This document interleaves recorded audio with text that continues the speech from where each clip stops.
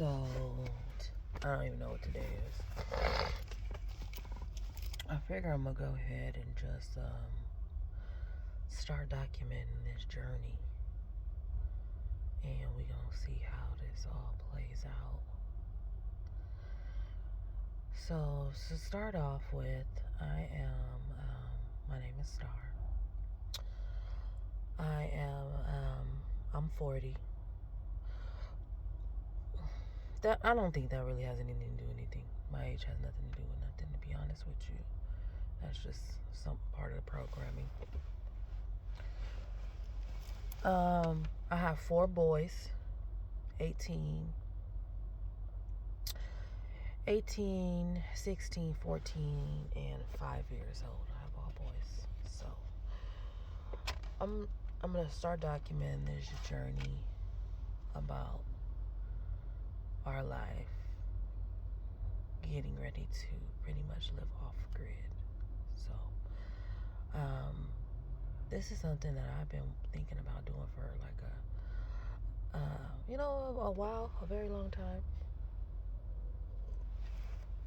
I'm not saying, I always felt like I knew I wanted to do it.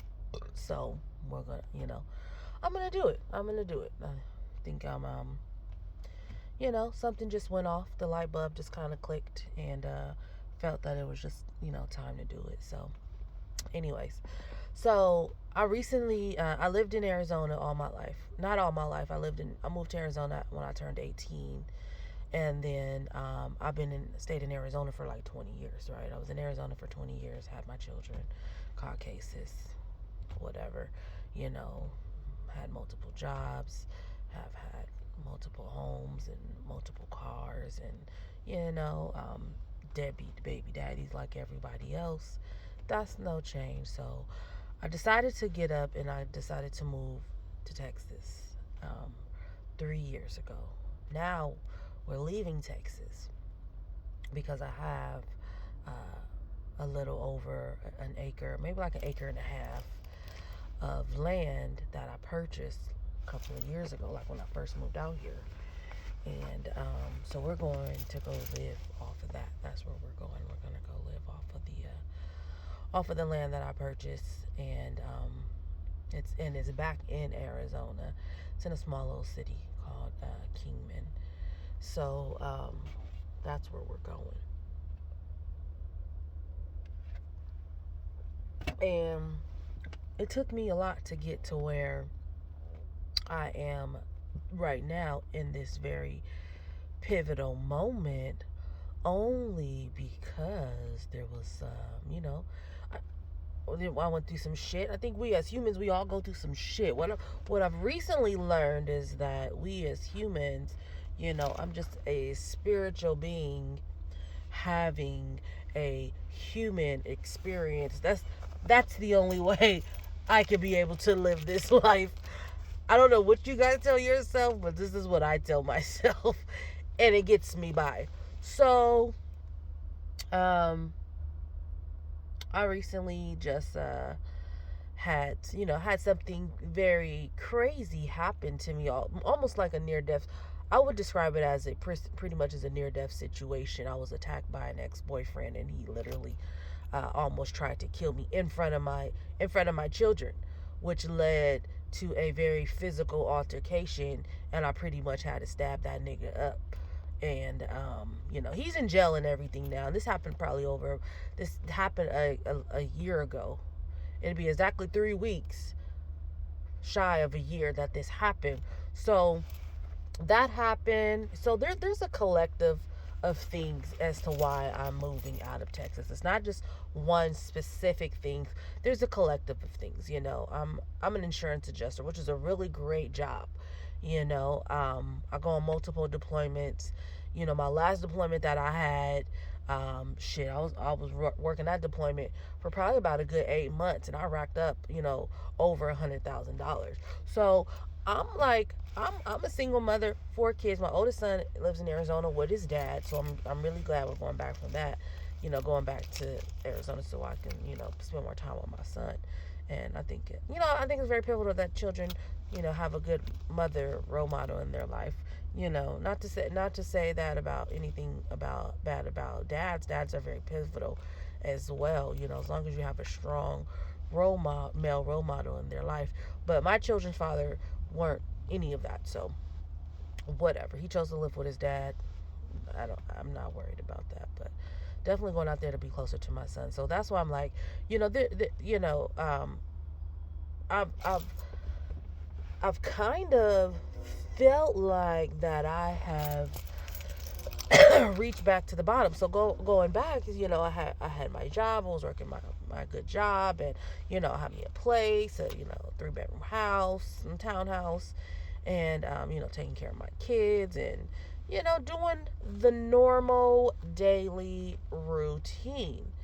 And then when this shit happened with my ex, everything kind of just went spiral. Like it was a spiraling fall. Like, you're going down a slide or something, and it's so fun at the top. And you start getting to the bottom because it's gonna go like in. And you're like, oh shit! It was just like a spiraling fall, and you know what I'm saying. I didn't deal with that. I didn't deal with that situation like I should have in the beginning. Because when this shit happened, I was at work the next day. Like, you know what I'm saying? It was crazy. Like a lot of shit happened within that time, within that whole little period, that time span, and I kind of just literally blocked everything out. And I was working really, really, really hard. I was working, I was traveling, I felt like I was having a manic episode. It was a good time, but I wasn't in a right space at that time. So it was all kind of numb to me, but um if you look in the pictures you can't tell, but I can tell. I can tell. I can tell what I'm going through in that exact moment. Other people couldn't tell. So maybe it was like some hidden depression. I don't know if that's a word, or I don't know if that's real. Hidden depression. Depression is something that people continuously hide, though, right? They go out, they have a good time, they look good, and but then deep down inside, that's like, oh, I'm going home and crying in the fucking corner. Hidden depression, right? That's what I freaking had. That's why I diagnosed myself with hidden depression. So then everything kind of all just hit me at once. I started having really bad anxiety attacks, and you know what I'm saying? I ended up losing my job, and then I ended up losing my place. And then, so now I'm like, now I'm here. This is where all that has led me. So I say this to say that if something happens very traumatic in your life, because when something happens very traumatic in your life, that instant moment change you. That instant moment changes who you are as a person. I could literally feel the exact moment that I changed as a person when that situation happened. I was no longer the I was shedding old skin to be a better person, to be somebody different, right? So I had to go through that in order to get here, right? So as of now, my current situation with me and my children, I am living in a neighbor's house, in her spare bedroom, in one of her spare bedrooms with my children. It's just me and my 3 children here, so it's the 3 youngest ones here. I'm waiting to we're gonna leave April the 1st, and we're going to head to Arizona, and we're just gonna go ahead and start living off the land that we have. And this is all very new for me. This is going to, stepping outside of my comfort zone, working, providing 4 walls and a roof for my children. I mean, that's never going to change. I feel like as a mother, I'm always going to be fucking working. I'm always going to provide my children with a roof over their head. I'm always going to provide children with food in their mouth, clean clothes, clean water, everything like that. But this is, I feel like, going to go to Arizona. This is some shit that we're going to be able to build with our own 2 hands. And I think that is what this is the journey that I'm going to go ahead and document. And to be honest, I'm looking forward to it. I'm not gonna lie, I was very scared in the beginning, and I didn't know what, I didn't know what God was, pulling me to. But after, not finding a job, and to be honest with you, this is the longest fucking time that I've never had a fucking job. The longest that I went without a fucking job was like a 2 week period. Either I was pregnant with my children, I just gave birth. My last son that I had, he's getting ready to be 5 in June. I had him and went back to work in 2 weeks. Like, probably less than 2 weeks, like a week and a half, because that's just the type of person that I am. I don't, one monkey don't stop no show. At the end of the day, I have to take care of these fucking kids. These is my fucking kids, and they're dependent on me. So I can't sit here and be dependent on the next motherfucker when I got all these motherfucking eyes staring at me. You know what I'm saying? So it's been like 6 months. Like, I done went on dozens of fucking interviews, put in my resume a dozen fucking times, and you know what I'm saying, and with nothing. So that's how I know that the universe, the universe is pulling me towards something else. It's not because the fuck, like, come on now, which is weird. So I had to really sit down, focus, retrain my mind of thought, sit down and really try to listen to what the universe is saying to me. So after a while, I just stopped fucking looking. I'm done. We left our place, and I thank God for this landlord that was living in this man's house. We have been living there for over about 2 years, and I can be honest with you, like, my lease was up within that 4 months. I have 4 months left on my lease. I hadn't worked in almost like 2 months, right? So spent all my little money paying the last bit of the rent. My last 4 months of the lease, my landlord let us stay. He didn't charge me nothing. He didn't take me to court. He didn't try to evict us.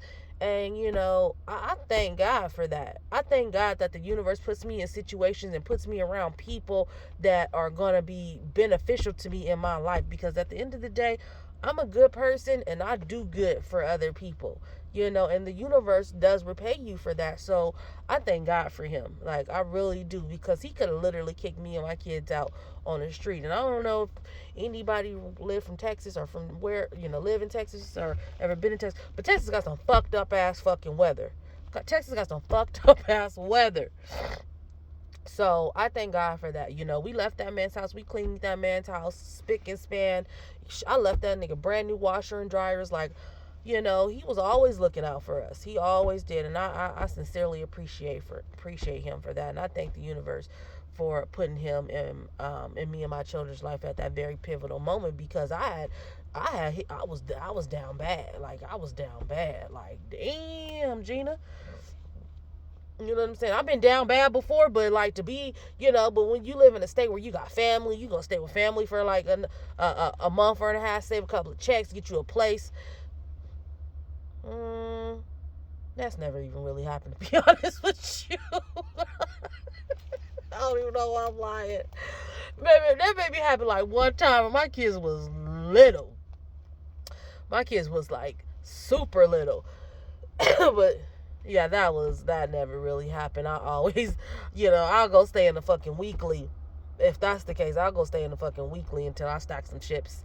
You know what I'm saying? Do shit. Bitch will go stay in the shelter and stack some chips before she called go to a fucking family member house, which is fucked up. But my thing is that I got too much pride and I got too much ego, and sometimes that could fuck you up. You know what I'm saying?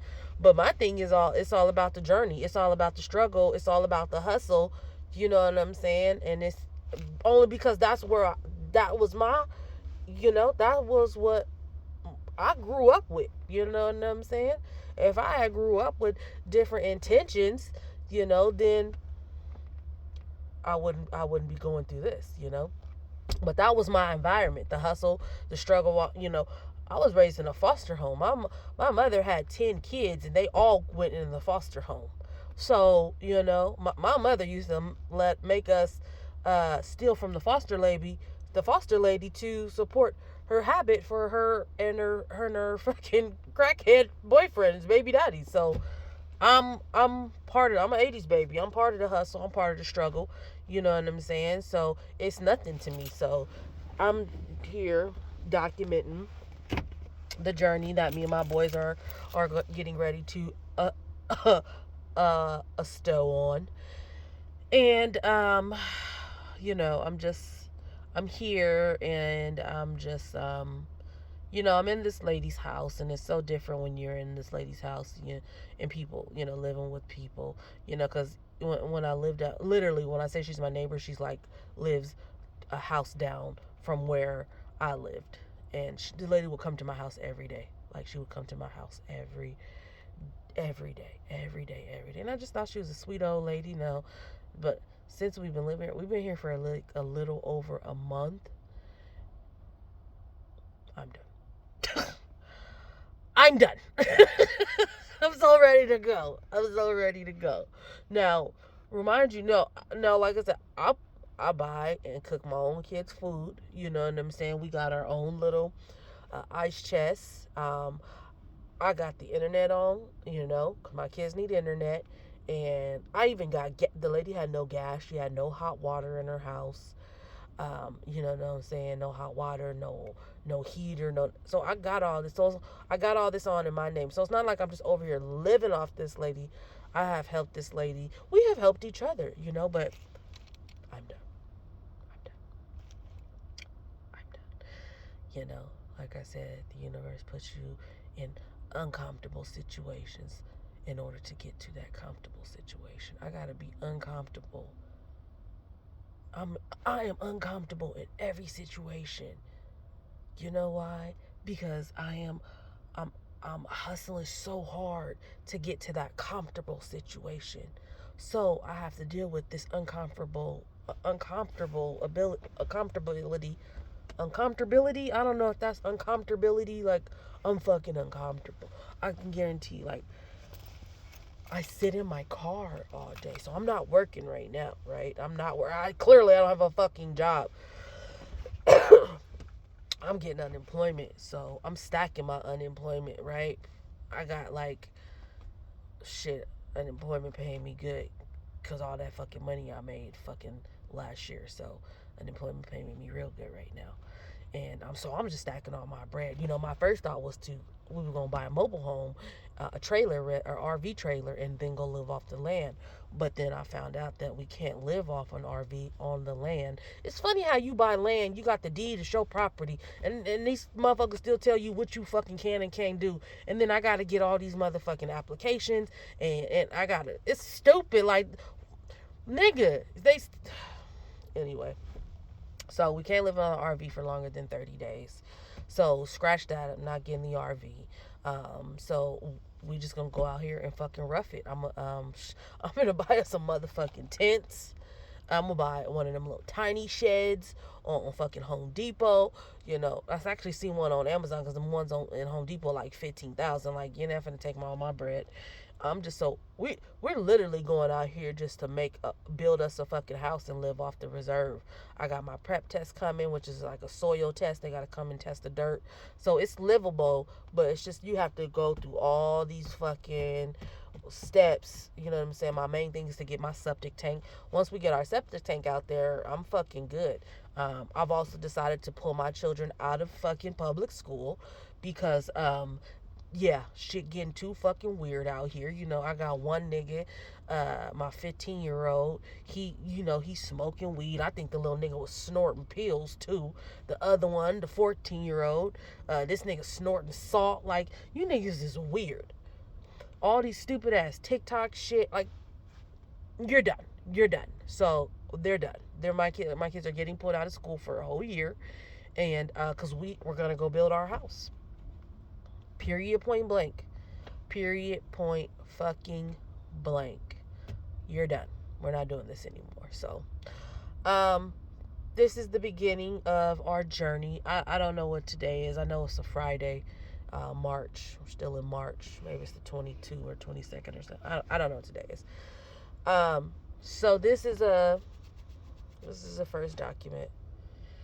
I'll follow back up and keep you updated about how shit's going over here, because I can really feel like it's time to go when I get real like anxious, and like everything is starting to like bug me. You know what I'm saying? That's how I know it's time to fucking go. But I have to be patient because I got some things that I need to fucking do. So April 1st we should be out of here, but I'll follow back up. I'll keep you in the loop. Over and out.